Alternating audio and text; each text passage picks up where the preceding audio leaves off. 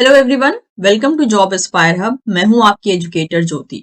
तो एक बहुत ही बढ़िया सी सीएसआईआर की तरफ से जो है जॉब पोस्ट रिलीज की गई है। ये आप कह सकते हो एक टाइप का रिक्रूटमेंट रिलीज किया गया है और इस पोस्ट को अप्लाई करने के लिए सिर्फ और सिर्फ आपका 12th पास होना ही काफी है। मतलब बहुत बड़ी क्वालिफिकेशन इन्होंने नहीं रखी है। एक्सपीरियंस के मामले में भी जो है कुछ मैंडेटरी एक्सपीरियंस ऐसा नहीं रखा है जो कि आप अचीव नहीं करके रखा हो आपने, या फिर जिसकी वजह से आप अप्लाई ना कर पाए। तो बहुत ही मिनिमम क्वालिफिकेशन रखी गई है। इस वीडियो में हम सभी चीजों के बारे में जानेंगे। मैं बात कर रही हूँ सीएसआईआर की, that is CSIR institute of mineral and material technology की तरफ से ये पोस्ट आई है, ठीक है, जो कि ministry of science and technology government of India के अंडर में आता है। तो सबसे पहले मैं आपको वेबसाइट दिखा देती हूँ ताकि आपको पता चले कि आपको अप्लाई कहाँ से करना है। तो वेबसाइट ये रही, राइट। इसका लिंक मैं आपको डिस्क्रिप्शन बॉक्स में दे दूंगी, दैट इज immt.res.in। अब इस वेबसाइट पे आने के बाद जैसे कि आप देख सकते हैं, यहाँ पे आपको ऑप्शन मिल रहा है जॉब का, ठीक है। हमको जो है इस पे क्लिक करना है। जब हम जॉब पे क्लिक करते हैं तो आपके सामने ये ऑप्शन चला आता है। यू कैन सी हियर कि यहाँ पे आपको ऑप्शन मिल रहा है अप्लाई ऑनलाइन का। हम यहीं पे जो है अप्लाई ऑनलाइन पे क्लिक करते हैं तो देखिए आपके पास जो है यहाँ पर ऑप्शन आ गया रिक्रूटमेंट फॉर परमानेंट पोजीशन। तो जी हाँ, ये जो है परमानेंट पोस्ट रहने वाली है। तो आप कह सकते हो कि सीएसआईआर के अंडर में जो है ये जो रिक्रूटमेंट इन्होंने निकाली है ये परमानेंट पोस्ट के लिए निकाली है। अब जब हम इन परमानेंट पोस्ट वाले ऑप्शन पे क्लिक करते हैं तो हमारे सामने जो है एक और पेज ओपन हो जाएगा और ये है सारा का सारा डिटेल जिसके लिए जो है इन्होंने फिलहाल में नोटिफिकेशन रिलीज किया है, जो कि मेनली जूनियर सेक्रेटेरिएट असिस्टेंट का पोस्ट है, मेनली जनरल के लिए है। इसके अलावा that is finance and accounts के लिए है, and store that is store and product का जो एक तरीके से जो लोग हैंडल करते हैं उनके लिए है, ठीक है। That is SNP, FNA and general के लिए है, ठीक है। तो अब अगर आप चाहें तो हर एक पोस्ट का यहाँ पे डिटेल देख सकते हैं, फाइन। और जब आपको अप्लाई करना होगा तो आप इसी वेबसाइट पे आके देख सकते हैं, यहाँ पे आपको ऑप्शन मिल रहा है दैट इज अप्लाई नाउ का। यहां से आपको एक तरीके से अप्लाई करना है। तो ये सारा का सारा डिटेल जो है यहाँ पर एक तरीके से मेंशन कर दिया गया है। ओके अब चलिए जरा सा समझ लेते हैं कौन से स्टूडेंट्स एलिजिबल रहने वाले हैं और आप मतलब आपके पास क्या क्या क्वालिफिकेशन होना चाहिए और क्या क्या चीजें इन्होंने मांगी है, सब कुछ हम देखेंगे। साथ ही साथ मैं बता दूं कि इन पोस्ट पे सेलेक्ट होने का तरीका क्या है कि ये आपका जो है पहले तो एक टेस्ट लेंगे, ठीक है। अब ये जो टेस्ट है कहा गया है कि ये सीबीटी भी हो सकता है या फिर ये ओएमआर बेस्ड भी हो सकता है। एंड देन जो है एक टाइपिंग टेस्ट होगा। टाइपिंग टेस्ट का भी एक पर्टिकुलर मतलब कि इन्होंने लिमिट रखा है कि 30 to 35 वर्ड्स पर मिनट होना चाहिए। अब पहले ये एग्जाम कौन सा लेंगे, दैट इज रिटन टेस्ट लेंगे या टाइपिंग टेस्ट लेंगे, इन्होंने बोला है कि ये अपनी वेबसाइट पे जो है इसके बारे में बता देंगे, यानी सीक्वेंस ऑफ एग्जाम की पहले वो टाइपिंग लेंगे या पहले वो रिटन टेस्ट लेंगे, कौन सा एग्जाम पहले लेंगे इसके बारे में वो अपनी वेबसाइट पे ही बता देंगे। तो आपको रेगुलर बेसिस पे जो है वेबसाइट पे विजिट करते रहना है। अच्छा, यहाँ पे मैं एक और चीज मेंशन करना चाहूंगी। काफी बच्चे कहते हैं कि मैम आप जो बता रही हैं अगर इन केस इसके बारे में और इन्फॉर्मेशन या नेक्स्ट अपडेट आता है तो आप हमें इन्फॉर्म कर दीजिएगा।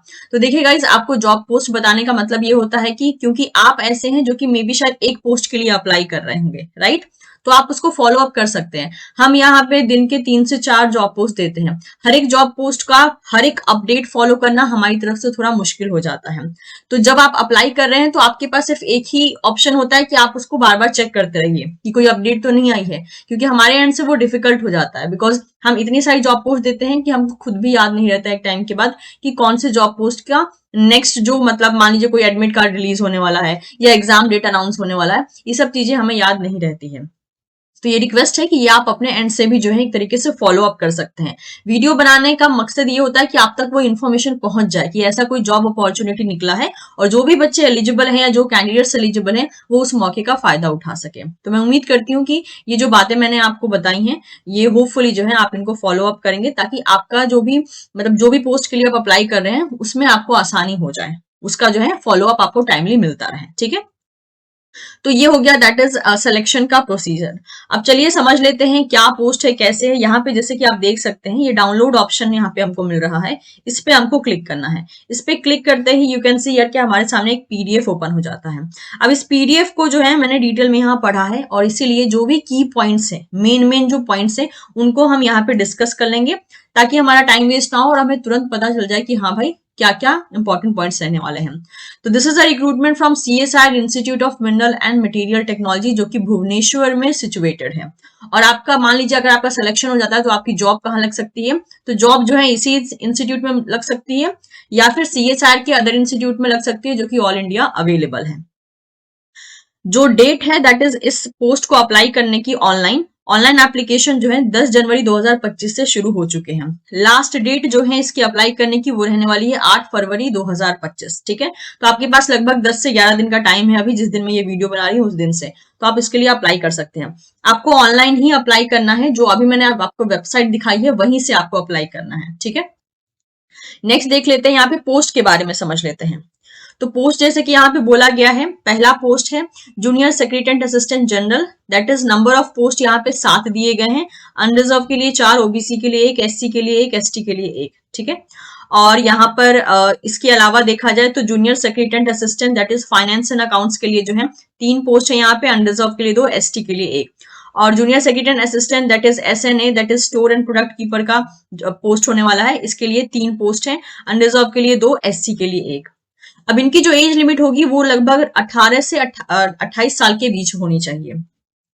ऑब्वियसली 28 साल जो है जनरल मेल के लिए केस है। अगर आप ST SC कैटेगरी से हैं और मतलब कि SC ST कैटेगरी से हैं तो आपका रिलैक्सेशन जो है यहाँ पर लगभग 5 साल का मिल जाएगा, और ओबीसी कैटेगरी से हैं तो लगभग 3 साल का मिल जाएगा। PWD कैटेगरी से हैं तो 10 साल का होगा, और अगर आप 10 साल मतलब जनरल PWD जनरल हो गया 10 साल का, और उससे अगर आप स्पेशल कैटेगरी से हैं तो वो और भी इंक्रीज हो जाएगा। ऐसा ही यहाँ पे जो है इन्होंने एक तरीके से मेंशन किया है। ठीक है, पे लेवल जो है यहाँ पे दैट इज लेवल 2 बोला है, जो कि ये आप देख सकते हैं एक पर्टिकुलर अमाउंट बोल के रखा है, जो कि बोला है अप्रॉक्स 35,804। लेकिन ऑब्वियसली जैसे कि आपको पता है अगर ये रिवाइज होता है तो ऑब्वियसली आपका जो अमाउंट होगा वो लगभग जो है 70,000 से भी ज्यादा हो जाएगा। जब जो लेटेस्ट पे एक तरीके से अपग्रेड होने वाला है, पे स्केल अपग्रेड होगा, उसके बेसिस पे जो है ये और भी बढ़ जाएगा। फाइन, तो एटलीस्ट अभी के लिए फिलहाल में आप इतना लेकर चल सकते हैं, बाकी जो भी रिवाइज होगा वो आपको बाद में देखने को मिल जाएगा। एंड क्योंकि इस पे और भी बहुत से अलाउंस मिलेंगे, इसीलिए ये जो अमाउंट होगा ये इतना ही नहीं है जितना कि मेंशन है, लाइक 63200 तो यहाँ एक तरीके से मैक्सिमम रेंज बता ही रखा है, लेकिन ऑब्वियसली और भी अलाउंस इसमें ऐड होते हैं जिसकी वजह से ये और ज्यादा हो जाता है। Coming to the essential qualification, ठीक है, आप जैसे कि देख सकते हैं 10+2 यानी कि 12th या फिर इक्विवेलेंट आपके पास डिग्री होनी चाहिए। तो इन्होंने सिर्फ 12th पास मांगा है, इन्होंने ये भी मेंशन नहीं किया है कि कितना परसेंट चाहिए 10th या मतलब 12th में जो है कितना परसेंट चाहिए, इन्होंने ये भी मेंशन नहीं किया है। ये भी मेंशन नहीं किया है कि आपका दैट इज साइंस से होना जरूरी है, कॉमर्स का होना जरूरी है या आर्ट्स का होना जरूरी है। तो इतना ही ज्यादा मतलब बहुत ज्यादा इन्होंने जनरलाइज्ड यहाँ पे जो है एलिजिबिलिटी क्राइटेरिया मेंशन किया है। साथ ही साथ बोला है कि आपका प्रोफिशिएंसी होना चाहिए कंप्यूटर टाइपिंग में, और उसमें जो है आपकी स्पीड देखी जाएगी। अब देखिए ये एक ऐसी चीज है कि अभी क्योंकि इन्होंने एग्जाम की डेट नहीं दी है, तो ये एक ऐसी चीज है कि अगर आप रेगुलर अभी प्रैक्टिस में भी रहते हैं ना, तो भी इसका प्रैक्टिस एक तरीके से अगर आप रेगुलर प्रैक्टिस करते रहते हैं तो इसमें आपकी प्रोफिशिएंसी यानी कि स्पीड चली आएगी, क्योंकि उन्होंने कोई यहाँ पे सर्टिफिकेट नहीं मांगा है। ये डायरेक्टली जो है जब टेस्ट आपका होगा तो कंप्यूटर में लाइक टाइपिंग जो प्रोफिशिएंसी है उसको ये टेस्ट करेंगे कि हाँ आप 1 मिनट में 10 मिनट में कितना वर्ड टाइप कर पा रहे हो। तो इस चीज को अगर आप इनकेस अगर आपकी टाइपिंग फास्ट भी नहीं है ना, तो आप अभी भी जो है अभी से ही प्रैक्टिस करके जो टाइपिंग है उसको एक तरीके से फास्ट कर सकते हो। ठीक है, क्योंकि practice makes a man perfect. अगर आप प्रॉपर प्रैक्टिस में रहते हो तो चांसेस है कि उस स्पीड को जो है आप मीटअप कर पाओगे। डिजायरेबल क्वालिफिकेशन की बात बोलिए कि भाई आपके पास नॉलेज होना चाहिए कंप्यूटर का, MS Office, MS Word, MS Excel, PowerPoint. देख सकते हैं ये एक ऐसी चीज होती है जो कि हमको लगभग 12th क्लास से जो है, 12th छोड़िए 10th क्लास से जो है सिखाई जाती है कि पावर पॉइंट को कैसे ऑपरेट करना है, क्या करना है।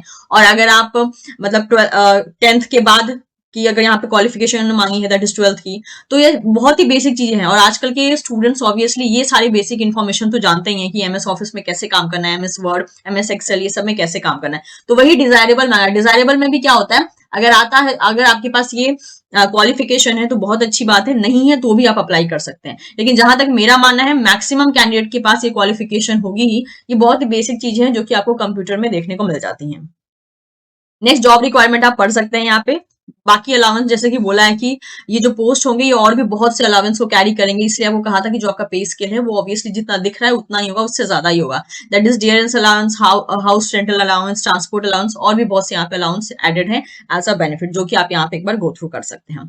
Coming to the general information, proficiency test में जो है मेनली आपको देखा जाएगा, अगर आपको इंग्लिश में टाइपिंग के लिए बोला जाए तो 35 वर्ड्स पर मिनट, और हिंदी में बोला जाएगा तो दैट इज 30 वर्ड्स पर minute, that is in 10 minutes duration, ठीक है। और इसको टेस्ट करने के लिए सिर्फ आपको 10 मिनट का टाइम दिया जाएगा। आपको एप्लीकेशन फॉर्म के लिए ऑनलाइन ही अप्लाई करना है, और अलग से किसी और मीन से जो है आप इंक्वायरी नहीं कर सकते हैं यहाँ पे। नेक्स्ट यहाँ पे वही चीज बोली है जस्ट जो अभी मेंशन किया है। फी की बात कर लेते हैं। फी के लिए जो यहाँ पे जैसे कि मेंशन है कि 500 का फी आपको देना पड़ेगा, जो कि नॉन रिफंडेबल होगा। और अगर आप SC ST ex serviceman PWBD और वुमेन कैंडिडेट्स है तो इन दैट केस आपको कोई भी फी पे नहीं करनी है। यानी कि जो 500 फी है ये मेनली जनरल कैटेगरी मेल्स के लिए है, एंड OBC के लिए है, एंड EWS के लिए है, ठीक है।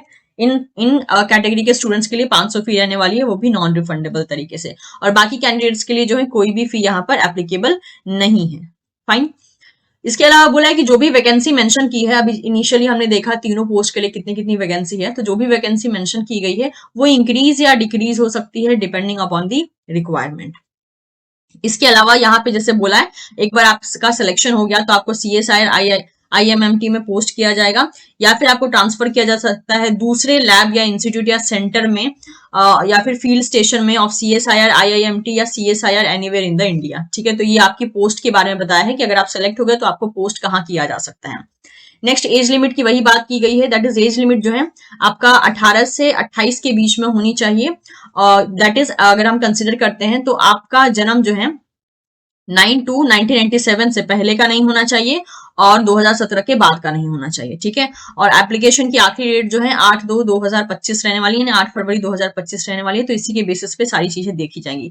5 ईयर का रिलैक्सेशन ST ST के लिए है, और 3 ईयर का रिलैक्सेशन OBC के लिए है, और बाकी सबके लिए जो है सेम टू सेम रहने वाला है, जो कि बाकी एज लिमिट को हमने देखा था। यानी 28 साल की अगर बात करते हैं तो वो जनरल कैटेगरी मेल के लिए रहने वाला है।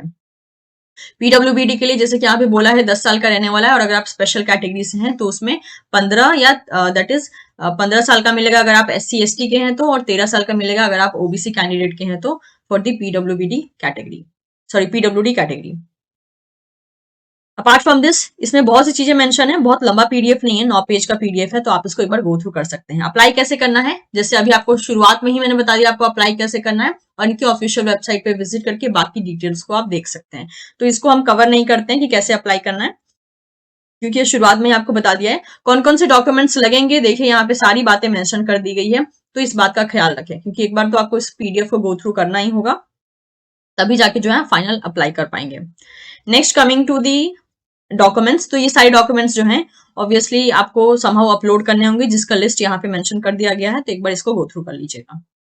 Okay, coming to the mode of examination, ठीक है, क्योंकि एग्जामिनेशन की बात की गई है और सिलेबस की बात की गई है, तो भाई जब टेस्ट देना है तो हमको सिलेबस भी पता होना चाहिए। तो mode of examination and syllabus of typing test and written test for the junior secretariat assistant. अब देखिए यहाँ पे 12th की क्वालिफिकेशन रखी गई है कि भाई आपका 12th पास होना जरूरी है, तो आप समझ सकते हैं कि जो भी रिटन टेस्ट होगा उसका जो लेवल होगा वो बहुत हाई फाई नहीं रखा जाएगा, ठीक है। ऐसा नहीं है कि पोस्ट ग्रेजुएशन लेवल का रख दिया गया या ग्रेजुएशन लेवल का रख दिया गया, क्योंकि जिस लेवल का मतलब कि ये क्वालिफिकेशन मांग रहे हैं उनको उसी लेवल का जो है समहाउ इनको क्वालिफिकेशन भी रखना होगा। तो वही बोला है कि मोड ऑफ सिलेक्शन जो है टाइपिंग टेस्ट या फिर रिटन टेस्ट हो सकता है। अब सीक्वेंस कौन सा फॉलो किया जाएगा कि पहले रिटन टेस्ट होगा या पहले टाइपिंग टेस्ट होगा, ये जो है ये बात ये अपने दैट इज वेबसाइट पे सेपरेटली इन्फॉर्म कर देंगे, तो इसलिए आपको वेबसाइट पे विजिट करते रहना है अगर आप इस पर्टिकुलर फॉर्म को भरते हैं तो, ठीक है। टाइपिंग टेस्ट जो है क्वालिफाइंग इन नेचर होगा। फाइनल मेरिट लिस्ट जो है आपकी रिटन टेस्ट के बेसिस पे जो है पब्लिश की जाएगी। टाइपिंग टेस्ट की बात करते हैं तो इंग्लिश में अगर टाइपिंग होती है तो आपका 35 वर्ड्स पर मिनट होगा, और हिंदी में जो है 30 वर्ड्स पर मिनट होगा। टाइम आपको 10 मिनट्स अलॉट किया जाएगा। बाकी रूल्स एंड रेगुलेशन आप यहाँ पे देख सकते हैं कि इन्होंने क्या रखा है कि किस तरीके से ये इवेलुएट करेंगे आपकी टाइपिंग को। Fine.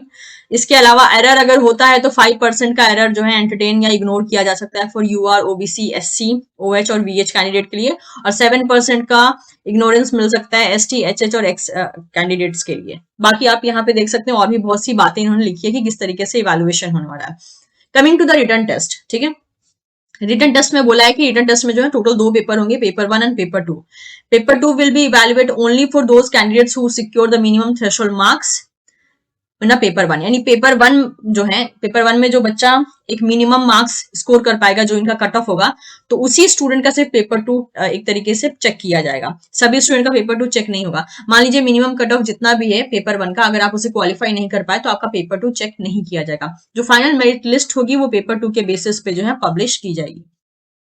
Mode of examination OMR based हो सकता है या सीबीटी हो सकता है, जो भी ये करेंगे ये बता देंगे अपनी वेबसाइट पे। और एमसीक्यू टाइप क्वेश्चन होगा, ठीक है, एमसीक्यू मल्टीपल चॉइस एग्जामिनेशन होगा। क्वेश्चन पेपर का मीडियम इंग्लिश या हिंदी दोनों हो सकता है। स्टैंडर्ड ऑफ एग्जाम यानी कि किस लेवल के क्वेश्चन आएंगे, तो क्लास 12th लेवल के क्वेश्चन जो है, मतलब 12th लेवल का हम क्वेश्चन एक्सपेक्ट कर सकते हैं। टोटल क्वेश्चन 200 होंगे, टोटल टाइम अलॉट किया जाएगा दैट इज 2 घंटा 30 मिनट का। ये तो था about paper 1 and paper 2 combine. अब अगर हम अलग अलग देखते हैं तो पेपर 1 का जो टाइम अलॉट किया गया है वो है 90 मिनट। सब्जेक्ट होगा मेंटल एबिलिटी टेस्ट, ठीक है, जिसमें कि जनरल इंटेलिजेंस, क्वांट आएगा, reasoning, problem solving, situational judgements, ये सारी चीजें देखी जाएंगी। मैक्सिमम जो मार्क्स होगा वो होगा 200 का। 2 मार्क्स मिलेंगे हर एक करेक्ट आंसर को, और यहाँ पे जो है कोई नेगेटिव नहीं होगा, यानी पेपर 1 में there is no negative marks. Coming to the paper 2, यहाँ पे जो है जो सब्जेक्ट पूछा जाएगा आपसे वो होगा general awareness. Number of question 50 होंगे। मैक्सिमम मार्क्स जो है दैट इज एक क्वेश्चन पे आपको 3 मार्क्स मिलेगा, और अगर आप गलत करते हैं तो 1 मार्क्स जो है नेगेटिव की तरह आपका ले लिया जाएगा। सिमिलर बेसिस पे अगर देखते हैं तो दूसरा सब्जेक्ट होगा इसमें इंग्लिश लैंग्वेज का, जिससे कि अगेन 50 क्वेश्चन आएंगे, हर एक क्वेश्चन 3 मार्क्स का होगा, नेगेटिव 1 मार्क्स होगा। ये हो गया आपके पेपर 2 के बारे में, जो कि यहाँ पे मेंशन है। और ये पेपर 2 जो है 1 घंटे का होगा, ठीक है, इस बात को ध्यान रखिएगा। तो ये था आपका पूरा सिलेक्शन मोड कि भाई किस किस टाइप से जो है आपका एग्जाम होगा, किस टाइप का ओवरऑल मोड ऑफ एग्जामिनेशन होने वाला है, एवरीथिंग, और किस लेवल के क्वेश्चन आप एक्सपेक्ट कर सकते हो। तो इसमें हमने सारे इंपॉर्टेंट इन्फॉर्मेशन को एक तरीके से कवर अप कर लिया, जो कि CSIR की तरफ से जो है एक तरीके से रिलीज किया गया था। तो मैं उम्मीद करती हूँ कि अगर आपकी एलिजिबिलिटी है और आप इंटरेस्टेड हैं तो आपको इस पोस्ट के लिए जरूर भरना चाहिए। टोटल अगर हम यहाँ पे वैकेंसी देखते हैं ना, तो यहाँ पे देखिए टोटल वैकेंसी यहाँ पे है 7 3 3, यानी लगभग जो है यहाँ पर 13 वैकेंसी एक तरीके से दी गई है। तो आप चाहें तो इसको एक तरीके से ऑप्ट कर सकते हैं अगर आपकी एलिजिबिलिटी है, साथ ही साथ अगर आप इंटरेस्ट होल्ड करते हैं और आपका इन केस मान लेते हैं कि आपको कोई इश्यू नहीं है कहीं भी जाके जॉब करने में, तो ठीक है। इतना ही नहीं, इनकी वेबसाइट पे ना और भी बहुत से पोस्ट निकाले गए हैं, दैट इज प्रोजेक्ट स्टाफ के लिए भी जो है बहुत से पोस्ट निकाले गए हैं। अगर आप चाहते हैं तो मैं उसके बारे में भी जो है आपको आने वाले टाइम में इन्फॉर्मेशन दे दूंगी। तो अगर आपको मेरी कोशिश पसंद आई हो तो आप चैनल को जरूर सब्सक्राइब कीजिएगा, वीडियो को लाइक कर सकते हैं, ताकि आपको फ्यूचर में जो है जो भी आपको जॉब अपडेट हमारी तरफ से दी जाए वो आप तक सबसे पहले पहुंच पाए, और आप इसे अपने दोस्तों के साथ भी शेयर कर सकते हैं। Thank you so much, will see you soon in the next session, bye bye.